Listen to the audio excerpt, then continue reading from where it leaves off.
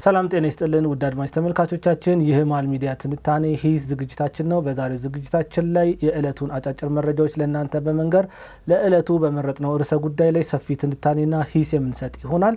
ከአፍታ ቆይታ በኋላ ወደ ዝግጅታችን የምንመለስ ይሆናል። እስከዚያው ሚዲያችንን ሰብስክራይብ፣ መረጃውን ደግሞ ላይክና ሼር ማድረጎትን አይዘንጉ።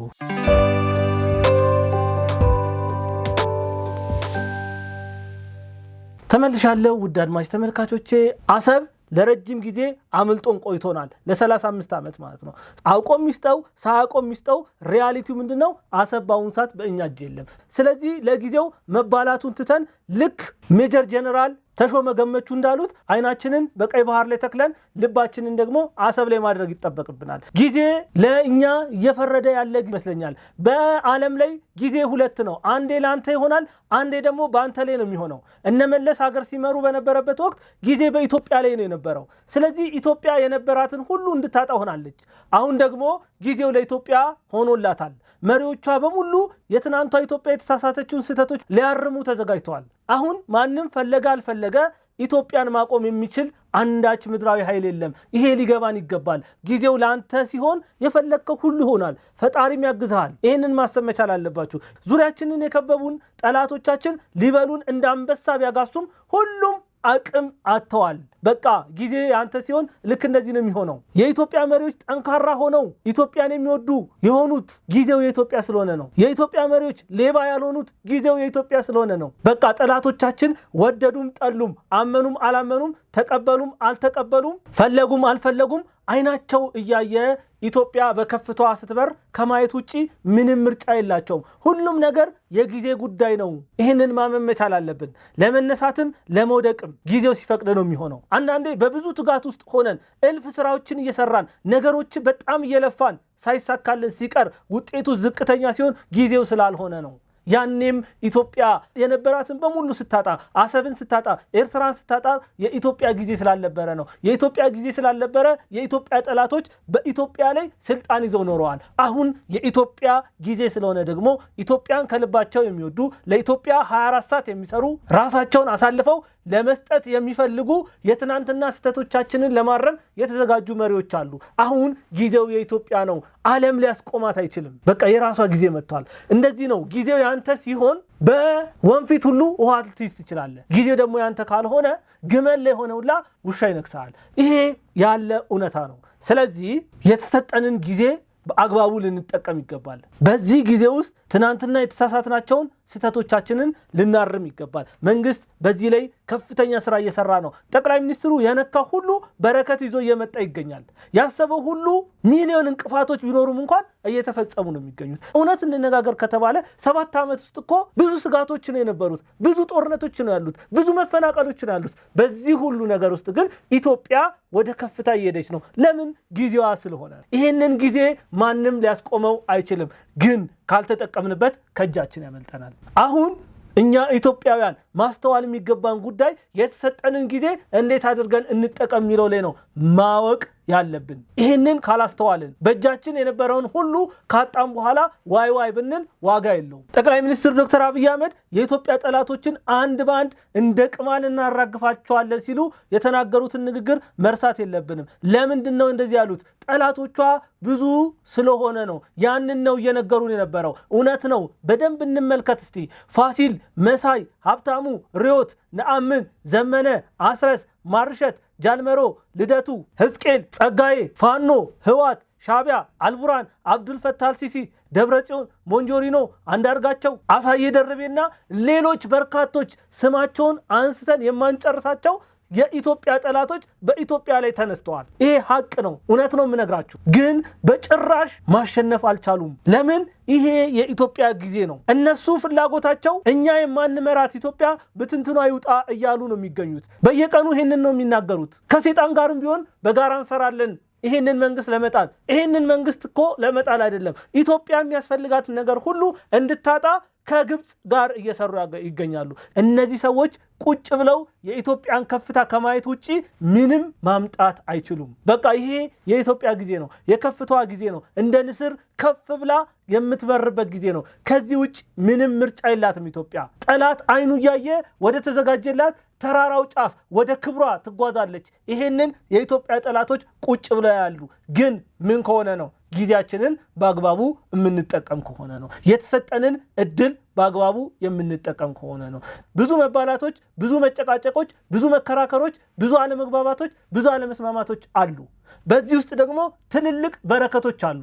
አያሌ ስጦታዎች ተሰጥተውናል። እነዚህን በረከቶች እነዚህን ስጦታዎች ደምረን ወደ ከፍታችን እንጓዛለን። በሚሰጠን አጀንዳ የግብፅ አሽከር ሆነን መቆየት የለብንም። እከሌሄን አድርጓል፣ እከሌሄን አድርጓል ያለፈ ነገር እያወራን ዘላለማችን መቆየት የለብንም። ወደፊት ነው መጓዝ ያለብን።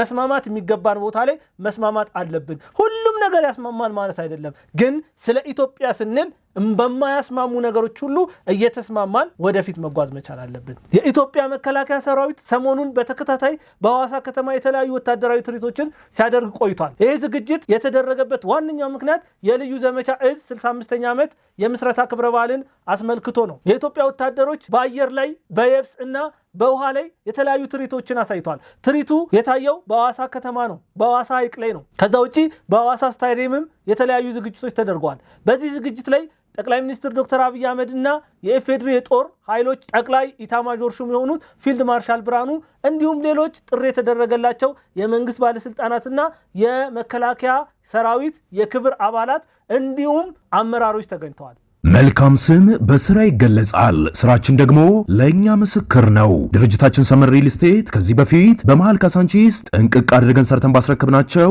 ብዙዎች ያውቁናል። ዛሬ ደግሞ በዲፕሎማቶች መንደር በእንግሊዝ ኤምባሲ አጠገብ እንዲሁም በአዲሱ ቤተ መንግስት ስር እጅግ ዘመናዊ አፓርትመንቶችን ከታላቅ ቅናሽ ጋር አቅርበንሎታል። እጅግ ዘመናዊ ሊፍቶች፣ የመዋኛ ገንዳ፣ በቂ መሰብሰቢያ አዳራሽንና ለአንድ አባወራ 2 የመኪና ማቆሚያም አዘጋጅተናል። በካሬ ከ84 ሺህ ብር ጀምሮ በ10% ቅድመ ክፍያ ለአጭር ጊዜ የሚቆይ እስከ 30% ልዩ ቅናሽ ይዘንሎት መተናል። ለበለጠ መረጃ በ0994 00 3949 ላይ አለያም በ0923 70 4049 ላይ ይደውሎ። ሰመር ሪል ስቴት። አስገራሚና አስደናቂ ትርኢት በሐዋሳ ታይቷል። ይህንን ትርኢት የተመለከቱ ጠላቶቻችን እጅግ ደንግጠዋል፣ አዝነዋል፣ ለቅሶ ተቀምጠዋል። ሪያሊቲውን ነው የምነግራችሁ። ከኤርትራ በኩል እየወጡ ያሉ መግለጫዎች፣ ከግብፅ አካባቢ እየወጡ ያሉ መረጃዎችን ብትመለከቱ በጣም መደንገጣቸውን ያስታውቃል። ጠቅላይ ሚኒስትር ዶክተር አብይ አህመድን የሚቃወሙ አክቲቪስቶችም እየጻፉ ያሉትን ነገሮች ብትመለከቱ ጠላቶቻችን አይናቸው እያየ ወደ ተዘጋጀላት ማማ እየሄደች መሆኑን ምስክር ነው። ጠቅላይ ሚኒስትሩ ከሞያሌ ጫፍ እስከ ምጽዋ ስጋቶችን የሚያስወግድ ኤሊት ፎርሶች ተዘጋጅቷል ሲሉ ተናግሯል። ይሄ ንግግር የጠላት ወረዳን በፍጹም አንጫጭቷል፣ ግራ አጋብቷል። ነገሮች ሁሉ ድንጋጤ ውስጥ ከቷቸዋል። እንደለመዱት አጀንዳ ሊሰጡን በዚህም በዛም እየተንቀሳቀሱ ይገኛሉ። አንዳንድ ሐሳቦችን እስቲ እናንሳ። በሚከፍሏቸው አክቲቪስቶች በኩል የተለያዩ ንግግሮችን እያደረጉ ይገኛሉ። ለምሳሌ ፋሲሌን ያለ ምን አለ መሰላችሁ? ፋኖ እንደ ምድር አሸዋ በስቷል። ትርኢቱ በጣና ላይ ያልተደረገበት ዋነኛው ምክንያት ፋኖ ተፈርቶ ነው ብሏል።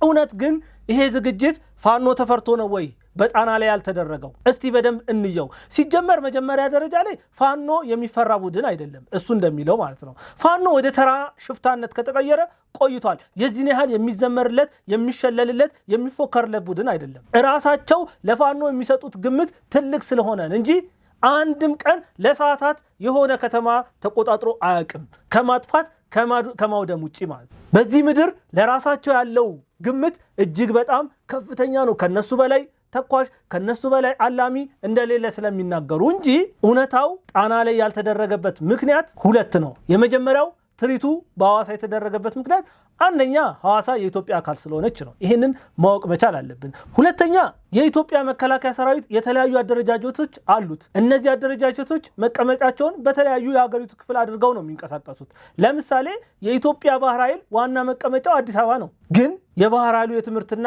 የስልጠና መስጫው ቦታ ደግሞ ቢሾፍቱ ነው። አየር ኃይሉ ዋና መቀመጫው የት ነው? ቢሾፍቱ ነው፣ ኦሮሚያ ክልል ላይ ማለት ነው። ሲቀጥል በሐዋሳ የተደረገው ትርኢት ያቀረበው ማን ነው ብለን ማየት መቻል አለብን። የኢትዮጵያ ባህር ኃይል ነው ወይ ይህንን ያደረገው? አይደለም። ትርኢቱን ያቀረበው እኮ የልዩ ዘመቻ እዝ ኃይል ነው። የልዩ ዘመቻ ኃይል ደግሞ መቀመጫው ሐዋሳ ላይ ነው።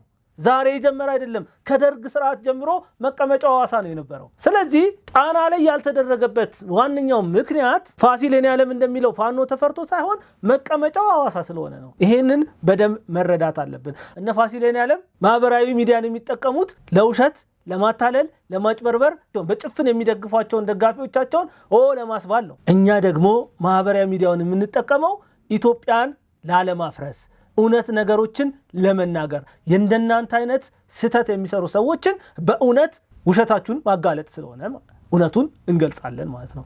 እውነቱን ስንገልጽ ደግሞ አንተ ያልከው ስህተት እንደሆነ በሚገባ ነው እየነገርኩ ያለሁት።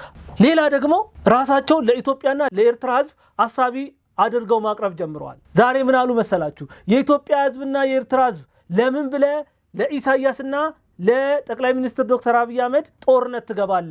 ሁለቱ መሪዎች በመጨረሻ ሰዓት ሊጨባበጡ፣ እናንተ የምትዋደዱ ህዝቦች ልትጨራረሱ ፈቃደኛ መሆን የለባችሁም የሚል መልእክት አስተላልፏል። ለጥለው መንግስትን ከህዝብ ለማየት ሞክረዋል። እዚህ ጋር እነሱን መጠየቅ የሚገባኝ ጉዳይ አለ። ምንድን ነው ፋኖ ለማን ነው እየተዋጋ ያለው? ለህዝቡ ነው? ዘመነ ካሴን ለማንገስ ነው? እቺን ጥያቄ መመለስ አለብን። እንዴት ለህዝቡ የሚዋጋ ከሆነ እያንዳንዱ ቀን ህዝቡን ዋጋ ያስከፍላል? ዘመነ ካሴን ለማንገስ ነው ወይ የሚዋጋው?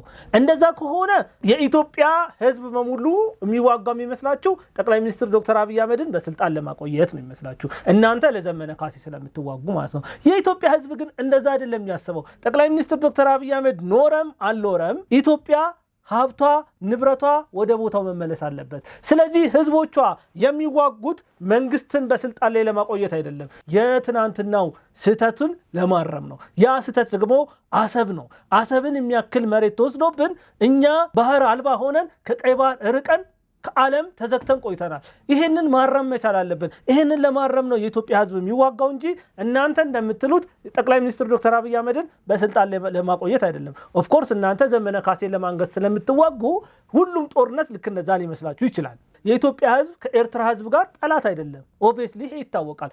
ህዝቡ እንደ ህዝብ ይዋደዳል፣ ይስማማል። ትናንትና የነበሩት መለስ ዜናዊና ኢሳያስ አፈወርቂ ነው አንድ የነበረውን ህዝብ ለሁለት የከፈሉት። ለሁለት ከከፈሉት በኋላ መውሰድ የማይገባቸውን ነገሮች ወስደዋል። አሁን ጦርነት ብናደርግ የኤርትራን ህዝብ ጭምር ነፃ ለማውጣት ነው እንጂ የምንዋጋው የኤርትራን ህዝብ ለማጥፋት አይደለም። እነዛ ህዝብ የኢትዮጵያ ወንድሞች ናቸው። ችግር ያለው ከአመራሩ ነው። አመራሩን ለማስወገድ ነው ጦርነት የሚደረገው እና እንዲህ አይነት ፖለቲካ ለመስራት አትሞክሩ። ለህዝብ ያሰባችሁ በመምሰል መንግስትን ለመነጠል አትሞክሩ። ሐቁን እውነታውን እኛ እናውቃለን፣ እናንተም ታውቃላችሁ። ትንሽ የማያውቁ ሰዎችን ለማደናገር ትችሉ ይሆናል። የጊዜ ጉዳይ ነው እንጂ እውነቱ እየታወቀባችሁ ይሄዳል። ፋኖ ለምንድን ነው የሚዋጋው? የሚዋጋበት ምክንያት አለው ወይ? እውነቱን እንነጋገር ከተባለ የአማራ ህዝብ ከኢህአዴግ ጊዜ በተሻለ መልኩ አሁን ክብር የለውም ወይ? በደንብ እኮ የሚገባውን ነገር ሁሉ እያገኘ ያለው በዚህ መንግስት ነው። ስለዚህ ፋኖ መዋጋት አልነበረበትም። ምክንያት የለሽ ጦርነት እያደረገ ያለው ፋኖ ነው። ህዝቡን እያስጨረሰ ያለው፣ ህዝቡን እየጨረሰ ያለው። የኢትዮጵያ ህዝብ በደንብ ማወቅ ያለበት ጉዳይ ቢኖር እነዚህ ሰዎች ገንዘብን ስለሚፈልጉ፣ ገንዘብን ማዕከል ስላደረጉ፣ በህዝብ ስም ገንዘብ መስራት ስለሚፈልጉ ነው ይሄንን ጦርነት ማቆም የማይፈልጉት። ሌላ የኢትዮጵያ መንግስት አሰብን ሲጠይቅ አይ አሰብን ፈልጎ አይደለም ለኤሚሬትስ ጥቅም ነው ሲሉ ሐሳብ ያነሳሉ። እውነት እንነጋገር ከተባለ ማን ነው ለኢትዮጵያ ጥቅም የቆመው? መንግስት ወይንስ እናንተ? እናንተ አይደላችሁ እንዴ ከዘላለማዊ ጠላታችን ግብጽ ጋር እየሰራችሁ ከሱዳን ጋር እየሰራችሁ ኢትዮጵያን ለማፍረስ ትልቅ ውል የገባችሁት? ኢትዮጵያ ወደ ከፍታዋ ለመመለስ ነው ይህንን ወደብ እየፈለገች ያለችው። ይህንን ወደብ ስታገኝ ኢትዮጵያ ለራሷ ትጠቀማለች እንጂ ኤሚሬትስ ከዛ መታ እንዴት ትጠቀማለች? ሪያሊቲውን እንነጋገር ከተባለ ዝም ብሎ ይህንን የሚጠይቅ እንኳን የለም። በጭፍን ነው እነሱን የሚወዷቸው። ስለዚህ ደጋፊዎቻችሁን ልታስደስቱ ትችላላችሁ። ኢትዮጵያ አሰብን ብታገኝ ዘርፈ ብዙ ተጠቃሚ ናት። ኢኮኖሚያዊ፣ ማህበራዊና ፖለቲካዊ ጥቅምን ታገኛለች እንጂ ኤሚሬት ከዚህ ቦታ የምታገኘው ነገር የለም። እነዚህ ሰዎች መልካቸውን መለዋወጥ አይሰለቻቸውም። ሲያሻቸው ኢትዮጵያዊ ብቻ ይሆናሉ፣ ሲያሻቸው ደግሞ ኤርትራዊ ብቻ ይሆናሉ። ሲፈልጉ እንዳስፈላጊነቱ ደግሞ ኢትዮጵያዊም ኤርትራዊ መሆን ያምራቸዋል። የኢትዮጵያ መንግስትን ማሳጣት ብቻ ስለሚፈልጉ አሰብን በተመለከተ ትናንትና የነበረው መንግስት ምንም አይነት ፍላጎት አልነበረው። አሁን ላይ ያለው መንግስት ደግሞ ጊዜ የለንም፣ ሁሉንም ነገር ማድረግ ያለብን አሁን ነው። 35 ዓመታት ሙሉ ተኝተናል፣ አንቀላፍተናል። አሁን ከእንቅልፋችን ተነስተናል። ይህ የኢትዮጵያ ጊዜ ነው፣ ወደ አሰብ መመለስ አለብን እያለ ይገኛል። የ30% ታላቅ ቅናሽ ከአፍሪካ ህብረት አጠገብ በሚገኘው አዲሱ የቡልጋሪያ ሳይታችን ቴምር ሪል ስቴት ባለ 15 ፎቅ 4 ብሎኮችን የያዘውንና ዘመናዊውን መንደር ከ60 ካሬ ጀምሮ ባለ 1 መኝታ ቤቶችን በ4.8 ሚሊዮን ብር ጠቅላላ ክፍያ ይዞላችሁ ቀርቧል። በተጨማሪ የዲፕሎማቶች መኖሪያ በሆነችው ሳር ቤት እናም በአዋሬ እስከ 35% ወይም እስከ 5 ሚሊዮን ብር ድረስ በሚደርስ ልዩ ቅናሽ የቤት ባለቤት እንዲሆኑ እንጋብዛለን። ንግዶን ለማሳደግ ደግሞ በመሃል ፒያሳ በአድዋ 00 ፊት ለፊት በ1.4 ሚሊዮን ብር ቅድመ ክፍያ ብቻ የሚሸጡ ጥቂት ሱቆችን አቅርበናል። በጋርመንት ገላንና ቡልጋሪያ ደግሞ የመኖሪያና የንግድ አማራጮችን በእውነተኛ ቅናሽ ያገኛሉ። ቴምር ሪል ስቴት ባለፉት 10 ዓመታት ከ500 በላይ ቤቶችን ለባለቤቶቻቸው በማስረከብ የታመነ ስም ነው። ዛሬውኑ በ0979 793956 ወይንም 0979 794997 ይደውሉልን። በዋትሳፕ እና ቴሌግራምም ያገኙናል። ቴምር ሪል ስቴት የጥራትና የታማኝነት መገለጫ። ጠላቶቻችን ምንም ማድረግ አይችሉም። ሊፍጨረጨሩ ይችላሉ፣ ሊሞክሩ ይችላሉ፣ ሊያደናቅፉን ይችላሉ። እልፍ እንቅፋቶች በየመንገዳችን ሰድረው እንዳንራመድ ሊያደርጉን ይችላሉ፣ ግን ምንም አያመጡ። ምክንያቱም የኢትዮጵያ ፀሐይ ወጥታለች። ጠላቶቻችን ይሄ ገብቷቸዋል። የኢትዮጵያን ፀሐይ ማጥለቅ ነው የሚፈልጉት። ይሄንን ሐሳብ ተረርተን ከኢትዮጵያ መንግስት ጋር ሆነን አሰብን ወደ ኢትዮጵያ መመለስ አለብን። በአጠቃላይ በሐዋሳ ላይ የነበረው ትርኢት ጠላቶቻችንን ከልብ ከእውነት አስደንግጧል። ሻዕቢያ ልመና ውስጥ ገብቷል። እባካችሁ እያለ ይገኛል። አሳየ ደርቤ መሰረት ሚዲያን ዋቢ አድርጎ ዶክተር አብይ አህመድ ሐዋሳ ላይ ትርኢት ሲያደርግ ኦነግ ቤኒሻንጉል ክልልን ገብቶ ወንበራ ወረዳን ተቆጣጥሯል ሲል ፖስት አድርጓል። ፋሲል በበኩሉ ደግሞ ከማዕከላዊ ጎንደር አለፍ ብላ የምትገኘው ሻውራ ከተማን ፋኖ ተቆጣጥሯል ሲል ዘግቧል። መሳይ መኮንን ደግሞ ይሉሽን ባልሰማሽ ገበያ ባልወጣሽ በሚል በጻፈው ጽሑፍ ላይ ዶክተር አብይ አህመድ ኤሊት ብሎ ያሰለጠነውን ወታደር ፋኖ ሸዋ ላይ ደምስሶታል ሲል አይን ያወጣ ውሸት ዋሽቷል። ይሄ ሁሉም የሆነው ጠላቶቻችን የሚይዙት የሚጨብጡትን አጥተዋል። ጠቅላይ ሚኒስትሩ እጥፍ ቀድሟቸዋል። እሱ ጋር ለመድረስ የተፍጨረጨሩ ይገኛሉ። መድረስ ስላልቻሉ በውሸት መቅደም ፈልጓል። ይሄ ውሸት ደግሞ ማህበረሰቡን ማደናገር ነው። ማህበረሰቡን የሚያደናግሩት ደግሞ ለኢትዮጵያ አስበው አይደለም። ጠቅላይ ሚኒስትር ዶክተር አብይ አህመድ አሰብን የሚያመጡ ከሆነ የእውነት እንደሳቸው አይነት ጀግና በኢትዮጵያ ውስጥ አይኖርም። ይህንን ያውቃሉ። ያ እንዲሆን ደግሞ አይፈልጉም። ጠቅላይ ሚኒስትሩ ያልተሳካለት ውጤታማ ያልሆነ ኢትዮጵያን ሲያደማ የቆየ ብለው ነው ማውራት የሚፈልጉት። ይሄ ለሚያወሩት ነገር እውነት እንዲሆንላቸው ኢትዮጵያም እንዲያልፍላት አይፈልጉም። ኢትዮጵያ ብትወድቅ ነው ደስ የሚላቸው። ጠቅላይ ሚኒስትር ዶክተር አብይ አህመድን ከመጥላታቸው የተነሳ ኢትዮጵያ የከሸፈች ሀገር እንድትሆን ነው የሚፈልጉት። ለዛ ነው ብዙ ጥረቶችን የሚያደርጉት፣ ግን አይሳካላቸውም። ምክንያቱም ጊዜው የኢትዮጵያ ነው። እነሱ ስለፈለጉ አይደለም። ፈጣሪም ከኢትዮጵያ ጎን ቆሟል። አሁን ይሄንን ጊዜ ግን መጠቀም መቻል አለብን። ከጠቅላይ ሚኒስትር ዶክተር አብይ አህመድ ጋር የምንቆመው ኢትዮጵያን ስለምንወድ እንጂ ጠቅላይ ሚኒስትሩን ስለምንሆን አይደለም። ጠቅላይ ሚኒስትሩ እዛ ቦታ ላይ ባይኖሩም እንኳን ሌላ ሰው ቢሆን በዛ ቦታ ላይ ያለው ኢትዮጵያን የሚጠቅም ጉዳይ እስከሰራ ድረስ ለኢትዮጵያ እንቆማለን። ሌላ ከኤርትራ የወጣው መግለጫ እጅግ በጣም የሚገርም ነው። ናቅፋ ፕሬስ ተብሎ የሚጠራው ፕሬስ ነው ይህንን መግለጫ ያወጣው። ቃል በቃል ጽሑፉ እንደዚህ ይላል፣ አነብላችኋለሁ። ኢትዮጵያ በአሁኑ ሰዓት በአማራ ክልል ውስጥ ከራሷ ጋር ውጊያ ከጀመረች 3 ዓመት አልፏታል። ኦሮሚያ ውስጥ የሽምቅ ውጊያ ከተጀመረ ዓመታት ተቆጥረዋል። አሁን ደግሞ የ4 ኪሎ መንግስት ትግራይ ውስጥ ሌላ የሀገር ውስጥ ጦርነት ለመጀመር ጎንበስ ቀና እያለ ይገኛል። በተጨማሪም በዓለም አቀፍ ደረጃ ደግሞ ከኤርትራ ጋር ለመዋጋት እየተዘጋጀ ይገኛል። 4 ጦርነቶችን በአንዴ ለማድረግ ተዘጋጅተዋል። የኢትዮጵያ ሕዝብ በ3 ግንባሮች ያለው የእርስ በርስ ጦርነት ሳያርስ በጎረቤት ሀገር ላይ የምትዘምተው ብሎ መጠየቅ አለበት። ይህንን አውዳሚ ጦርነት አስቁሙ። ልዩነቶቻችንን በውይይትና በድርድር የምንፈታበት መንገድ መፈጠር መቻል አለበት።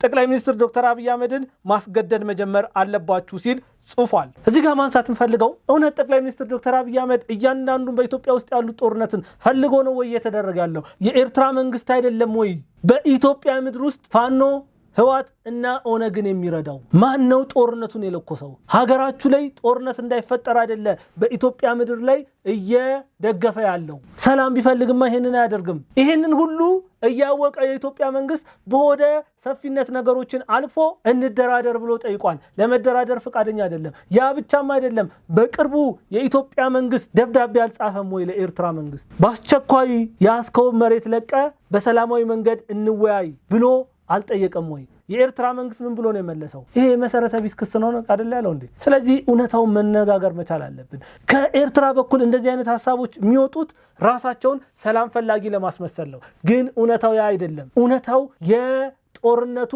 የብጥብጡ ምንጭ የራሳቸው መንግስት ነው። ስለዚህ እረፍ ከተባለ መባል ያለበት የኤርትራው መሪ ኢሳያስ አፈወርቂ እንጂ የኢትዮጵያው መሪ ጠቅላይ ሚኒስትር ዶክተር አብይ አህመድ አይደለም። እሳቸውማ ሰፊ ርቀትን እኮ ተጓዙ። አሁንም እኮ እንደ ኤርትራ ፍላጎት ቢሆን ኑሮ ዛሬ አልነበረም ጦርነት የሚጀምረው እኮ ከዓመታት በፊት ነበር ጦርነት የሚጀምረው። ትዕግስትን ፍትንትን የምታደርጉት እኮ እናንተ ናችሁ እኮ። በፍጹም ትዕግስት ውስጥ ያለ መሪ ስላለ እንጂ ቆይቷል። ከዓመታት በፊት ነበረ ይሄ ጦርነት መጀመር የነበረበት። አሁንም እኮ ነገሮችን በትዕግስት በሆደ ሰፊነት እያየ ነው የሚገኘው መንግስት። ስለዚህ ለኢትዮጵያ ሕዝብ ያሰባችሁ አትምሰሉ።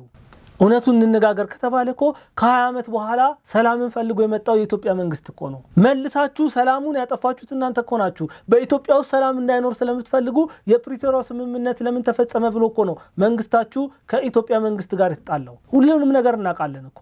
እቺ ሀገር እኮ ዛሬም ድረስ ለኤርትራውያን እኮ መጠለያ ሆና ያለች ሀገር ናት። ሰላሙ ሲፈጠር ወደ ኢትዮጵያ የገቡ ዛሬም ድረስ በኢትዮጵያ ምድር የሚኖሩ በርካታ ሺዎች ኤርትራውያን አሉ። ተነክተው አያውቁም። ሰላም ስለምንፈልግ ነው። እነሱ ግን እዚህ ሆነው እንኳን የኢትዮጵያን መውደቅ ነው የሚያመቻቹት። የዚህን ያህል ነገሮችን እናውቃለን እኮ። በሐዋሳ ላይ ጠቅላይ ሚኒስትሩ የተናገሩት ንግግር የኤርትራ መሪዎችን በእጅጉ አስደንግጧል። ልባቸው ክቡ ብሏል። ስለዚህ ሰላምን ፈላጊ መስለው በተለያዩ አክቲቪስቶቻቸው በኩል በቴሌቪዥኖቻቸው በኩል ሰላምን ፈላጊ መስለው እየቀረቡ ይገኛል። አሁንም የኢትዮጵያ መንግስት ሰላም ነው የሚፈልገው። ሰጥቼ በመቀበል መርህ የሚያስፈልገኝን ወደብ ስጡኝ ነው፣ ሌላ ነገር አይደለም። ይሄ ደግሞ የባህር ህግን የተከተለ ነው፣ ሌላ ነገር አይደለም። የኤርትራ ህዝብ እውነቱን ያውቃል። ኢትዮጵያ አምርራ ጦርነት የምትከፍትብን ከሆነ እንጠፋለን ለአንዴና ለመጨረሻ፣ ለወሬ ነጋሪም አንተርፍም ሲሉ ይናገራሉ እኮ። እውነቱን ስለሚያውቁ ነው። መሪያችሁ ቀልብ እንዲገዛ መንገር ያለባችሁ እናንተ እንጂ ኢትዮጵያማ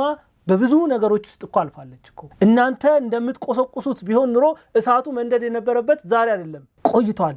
እሳቱን ለማጥፋት ብዙ ጥረቶች እየተደረጉ ስላለ ነው። እዚህ መሪያችሁ ቀልብ የማይገዛና ጦርነቱ የሚጀመር ከሆነ ኢትዮጵያ አሰብን ብቻ አይደለም ምጽዋንም ዳህላክንም እንዲሁም ኤርትራን ሳይቀር መጠቅለል የሚያስችል አቅም አላት። ለኤርትራ ህዝብ ራሱ ነፃ እንዲሆኑ መንገድ ትከፍታለች። ጠቅላይ ሚኒስትር ዶክተር አብይ አህመድ በተለያየ ጊዜ ወደብን በተመለከተ የተለያየ ንግግሮች አድርጓል። ከነዛ መካከል ኢትዮጵያ የጂኦግራፊ እስረኛ ሆና ለዘላለም ትኖራለች ብሎ የሚያስብ እሱ የሞተ ነው ሲሉ ተናግሯል። በሌላ ጊዜ ደግሞ የባህር ኃይል ያቋቋም ነው በብርጭቆ ውሃ ውስጥ ለማስዋኘት አይደለም ሲሉ ተናግሯል። ይህንን ያሉበት ጉዳይ አሰብ ላይ ለመስፈር ፍላጎት እንዳላቸው ሲናገሩ ነው። አሁን ትናንትና ደግሞ በነበረው ዝግጅት ላይ የኛ ዝግጅት በድፍን አፍሪካ ብልጽግና ማምጣት ነው፣ ከሶማሊያ ጫፍ እስከ ምጽዋ ጫፍ በባህር ላይ የሚያጋጥሙ ሽብሮችን ለመከላከል የሚያስችል ኤሊት ፎርሶችን አዘጋጅተናል ብለው ተናግሯል። ሌላ የተናገሩት ንግግር ኢትዮጵያ ሉዓላዊ ሀገር ናት፣ ባህር አክሰስ ካላገኘች ግን ይሄ ነገር ያከትማል ሲሉ ተናግሯል። በትናንትና የሐዋሳ ዝግጅት ላይም አሰብ ኢትዮጵያ የሚል ስያሜ የተሰጣት መርከብ ታይታለች። ከመርከቧ ጎን ደግሞ ተወደደም ተጠላም ተዘግቶብን አንኖርም የሚል መልእክት ተላልፏል። እንግዲህ እንደ መልእክቱ እኔም የምለው ነገር ይሄ ነው። የጊዜ ጉዳይ ነው እንጂ ወደ ቀይ ባህር እንመለሳለን።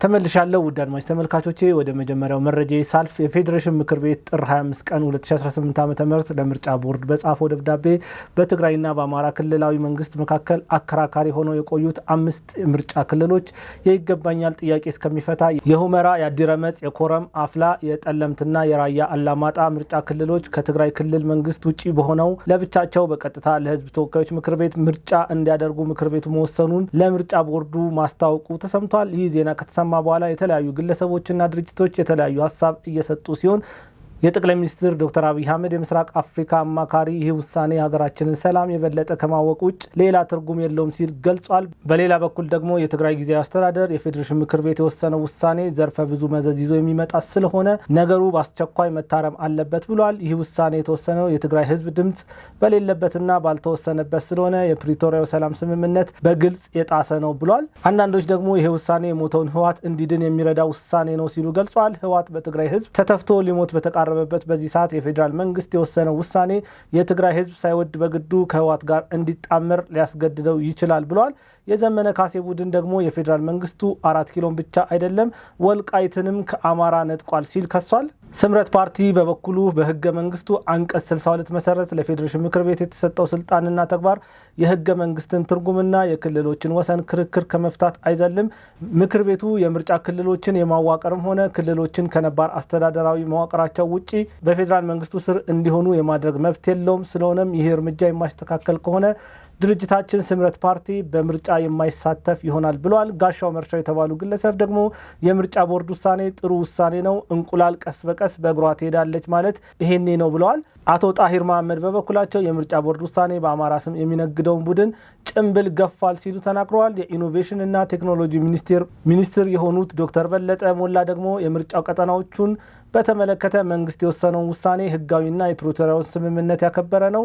ከፕሪቶሪያው ስምምነት ያፈነገጡ ህጋዊም የፖለቲካ ድርጅቶች ህግ እንዲያከብሩ እናሳስባለን ሲል ገልጿል። ነገሩ ቀላል አይደለም፣ ፍጥጫው ከባድ ነው። በአክቲቪስቶች ብቻ ሳይሆን በመንግስት ስልጣን ላይ ያሉ ሰዎችንም ሳይቀሩ ጎራ ለይተው እርስ በርሳቸው እየተጨቃጨቁ ይገኛል። የቃላት ጦርነቱ በይፋ ተጀምሯል። ልክ እንደ ስምረት ፓርቲ ሁሉ ትንሳኤ ሰባ እንደርታ የተባለው ፓርቲ የምርጫ ቦርድ ውሳኔ የፕሪቶሪያውን ስምምነት የሚጥስ ስለሆነ በአስቸኳይ እንዲቀለበስ ጠይቋል። አሉላ ሰለሞን የተባለው አክቲቪስት ደግሞ ብልጽግና ጦርነት እንዲቀር አይፈልግም፣ ይህንን ውሳኔ መወሰኑ ለጦርነት ሰባቂዎች ትልቅ ተተኳሽ ያቀበለ ሆኗል ሲል ገልጿል። የምርጫ ቦርድ ውሳኔ 5 ስሜቶችን ያስተናገደ ሲሆን የመጀመሪያው ስሜት በትግራይ የሚገኙ አክቲቪስቶችን የሚመለከት ሲሆን እነዚህ አክቲቪስቶች ሙሉ በሙሉ የምርጫ ቦርድ ውሳኔን የተቃወሙ ሲሆን ሁለተኛ ደግሞ በአማራ ክልል ያሉ አክቲቪስቶችን የሚመለከት ነው። ይህ ጅማሮ መልካም ነው የሚል ድጋፍ ሰጥተዋል። እንግዲህ ለምርጫ ቦርድ ውስጥ ሁለተኛ በአማራ ክልል ያሉ አክቲቪስቶችን የሚመለከት ሲሆን በአማራ ክልል የሚገኙ አክቲቪስቶች ይሄ ጅማሮ መልካም ነው የሚል ድጋፍ ሰጥተዋል። ሶስተኛ ደግሞ በነዘመነ ካሴ የሚመራው ቡድን ያነሳው ሀሳብ ሲሆን የዚህ ቡድን አባላት ያነሱት ደግሞ አማራ 4 ኪሎን ብቻ ሳይሆን ወልቃይትንም ጭምር ተቀምጧል ሲል ገልጿል። አራተኛ መንግስት ልክ ነው፣ እነዚህ ቦታዎችን ማስተዳደር ያለበት የፌዴራል መንግስቱ ነው የሚል ስሜት ተፈጥሯል። አምስተኛ ደግሞ አማራንን ብለው በአማራ ስም የሚታገሉትን እነ ደረጃ ሀብተወልድና አሳየ ደርቤ አይነቶቹን የሚመለከት ነው። እነሱ ያሉት ኦህዴድ በቅርቡ ለወልቃይት ከንቲባ ይሾማል፣ ደመቀ ዘውዱ አየር ላይ ተንሳፏል፣ ጌታቸው ረዳም እንደዛው ነው እያሉ ይገኛሉ ማለት ነው። እዚህ ላይ የግል አስተያየቴን ለመስጠት ያክል አሁን ግልጽ ጦርነት ተጀምሯል። የአማራና የትግራይ አክቲቪስቶች በቃላት እየተወጋጉ ይገኛሉ። በግራም በቀኝም ሁለቱም አካላት የየራሳቸውን ፍላጎት እያራመዱ ይገኛሉ። መንግስት በዚህ ላይ የወሰነው ውሳኔ ትክክል ነው እኔ በገባኝ መሰረት ማለት ነው። ለአማራም ይሆናል ለትግራይም ይሆናል አላለም። ወደፊት ይህንን ቦታ በህጋዊ መልኩ እንፈቷለን። እስከዛ ግን ከትግራይ ክልል ወጥቶ እዛ አካባቢ ያሉ 5 ቦታዎች በቀጥታ ተጠሪነታቸው ለፌዴሬሽን ምክር ቤት ሆኖ ፌዴሬሽን ምክር ቤቱ ምርጫውን ያስፈጽማል አለ እንጂ ለትግራይ ሰጥቻለሁ ለአማራ ሰጥቻለሁ የሚል ሀሳብ አላነሳም። በአማራ አክቲቪስቶችን በኩል በትግራይ አክቲቪስቶችን በኩል የሚነሳው ሀሳብ ትክክል አይደለም። እዚህ ጋር ማንም አላሸነፈም፣ ገና ነው። መንግስት የወሰነው ውሳኔም የለም። በትክክለኛ ያደረገው ነገር ምንድነው? የአካባቢ ለጊዜው በፌዴራል መንግስት ስር እንዲሆን አይነት ውሳኔ ነው የተወሰነው። ያ ማለት የአማራ ነው ወይም የትግራይ ነው ማለት አይደለም። አማራም አልወሰደውም፣ ትግራይም አልወሰደውም። ለጊዜው የሚያስተዳድረው ፌዴራል መንግስቱ ይሆናል ማለት ነው። እዚህ ላይ የተለያዩ ሀሳቦች እየተሰጡ ይገኛሉ። በአማራም በኩል በትግራይም በኩል ካሉ አክቲቪስቶች በተጨማሪ በሌላ አካባቢ ያሉ አክቲቪስቶች አሁን ነገሩ ወደ ጦርነት ያመራል የሚል ሰፊ ሀሳብ እያነሱ ይገኛሉ። እዚህ ጋር የተከዜ ዘብ የሚባለው ነገር ከህወሓት ቲዲኤፍ ጋር ወደ ጦርነት በቀጥታ ሊገባ ይችላል የሚል ሀሳብ ተነስቷል ማለት ነው። ወደ ቀጣዩ መረጃ ሳልፍ በግብጽ የሚገኙ ኤርትራውያን ስደተኞች ለእስርና ለከፋ ስቃይ መጋለጣቸው ተገልጿል። በግብጽ የሚገኙ ከ3000 በላይ ኤርትራውያን ስደተኞች ለእስር፣ ለጾታዊ ጥቃትና ለከፋ የማሰቃየት ድርጊት መዳረጋቸውን የሰብአዊ መብት ተሟጋች ድርጅት አስታውቋል። ከ1885 ዓ.ም ጀምሮ አገሪቱን እየመሩ ያሉትና እስካሁን ምርጫ አካሂደው የማያውቁት ፕሬዝዳንት ኢሳያስ አፈወርቂ ዜጎቻቸውን ላልተወሰነ ጊዜ ለወታደራዊ አገልግሎት የሚዳረጉ በመሆኑ በርካታ ወጣቶች ሀገሪቱን ጥለው እንዲሰደዱ ምክንያት ሆኗል ሲል ይሄ ሰብአዊ ድርጅት ገልጿል። እንግዲህ ኤርትራና ግብጽ ጥሩ ግንኙነት አላቸው ቢባልም ግብጽ ግን ከራሷ ጉዳይ ውጪ ለሌሎች የማታዝን በመሆኗ ምክንያት የአገልጋዩን ኢሳያስ አፈወርቂ ሀገር ዜጎችን በዚህን ያክል ደረጃ እያሰቃየች ትገኛለች ማለት ነው። ወደ ሶስተኛው መረጃ ሳልፍ ራሱን 22ኛ ክፍለ ጦር ብሎ ከሰየመው ክፍል ቻላቸው አስናቀ የተባለው የጽንፈኛው አመራር ጨምሮ ሌሎች የቡድኑ አመራርና አባላት ባህር ዳር ዙሪያ ወረዳ ለሚገኘው የመከላከያ ሰራዊትና ጥምር ጦር እጅ የሰጡ ሲሆን የመንግስት ከፍተኛ የስራ ኃላፊዎች አቀባበል አድርጎላቸዋል። የታጠቁ የቡድኑ አባላት መራዊ ከተማ ሲደርሱም ደማቅ አቀባበል ተደርጎላቸዋል። ቻላቸው አስናቀ ወይም ቻቻ፣ ቢኒያም ጋሻው መኳንንት፣ ዘላለም አዱኛ፣ እንዳለማው ገብሬና ጋሻ ተድላ የተባሉ የቡድኑ አመራሮች የቡድኑን አባላት በመያዝ በዛሬው ዕለት ሰላም መርጠው ወደ መከላከያ ሰራዊት ገብተዋል። ወደ ቀጣዩ መረጃ ሳልፍ ፋኖ ህዋት ኦነግ ሸኔና ጀነራል አብዱል ፈታህ አልቡራን በጋራ መምከራቸው ተሰምቷል። የቀድሞ የቢቢሲ አማካሪ ዋና ኤዲተርና የምስራቅ አፍሪካ ጉዳዮችን በንቃት የሚከታተለው ጋዜጠኛ ማርቲን ፕላውት አራቱ ኃይሎች በቅርቡ በሱዳን ተገናኝተው መምከራቸውን ዘግቧል። ጋዜጠኛው አራቱ ኃይሎች የኢትዮጵያ መንግስት ላይ የጋራ ጥቃት ለመክፈትም መምከራቸውን ጽፏል። ከዚህ ቀደም ዘ ኢኮኖሚስት እነዚህ ኃይሎች በሱዳን ተገናኝተው መወያየታቸውን መዘገቡ ይታወሳል። የሱዳን ብሔራዊ ጦርን የሚመሩት ጀነራል አብዱል ፈታህ አልቡራን የኢትዮጵያ አማጺዎችን እንደሚደግፉ መረጃዎች ያሳያሉ። ለአብነትም ከቀናት በፊት ተቀናቃኛቸው መሐመድ ሐምዳን ዳጋሎ የትግራይ ታጣቂዎች ከአልቡራን ጎን ተሰልፎ እየወጉኝ ነው ሲሉ መክሰሳቸው ይታወቃል። ውድ አድማጭ ተመልካቾቻችን ለሰዓቱ የነበሩን አጫጭር መረጃዎች እነዚህን ይመስላሉ። ውድ አድማጭ ተመልካቾቻችን ለዛሬ የነበረን ፕሮግራም ይህን ይመስላል። በሚቀጥለው በሌላ ፕሮግራም እስከምንገናኝ መልካም ጊዜ ይሁንላችሁ።